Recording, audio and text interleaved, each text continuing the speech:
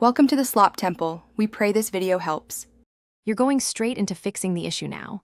First, make sure your iPhone XR is unlocked and backed up. That prevents accidental data loss. Once done, check Settings General about to confirm your iOS version because gestures vary slightly by version. If VoiceOver is already speaking, you'll rely on gestures. Tap once to select, then double tap to activate. Alternatively, ask Siri, turn off VoiceOver. Those are the two fastest entry points to stop the speech and move to settings. Now you'll navigate to the VoiceOver control and turn it off. With VoiceOver active, tap once to select settings, then double tap to open it. Use a 3-finger swipe to scroll through long pages. Next, locate accessibility, double tap to enter, then find VoiceOver. Tap once on the VoiceOver row to highlight the switch and double tap the switch to toggle it off. Make sure the VoiceOver item reads off after you toggle. If the switch doesn't respond, repeat the double tap a bit more deliberately.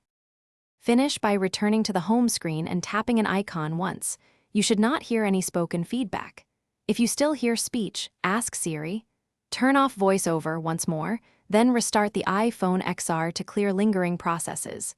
Make sure to also check Settings Accessibility Spoken Content, since that can speak selections even with VoiceOver off.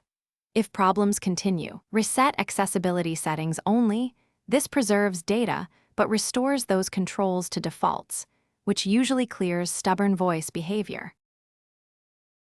Thanks for watching. Consider subscribing if we helped you.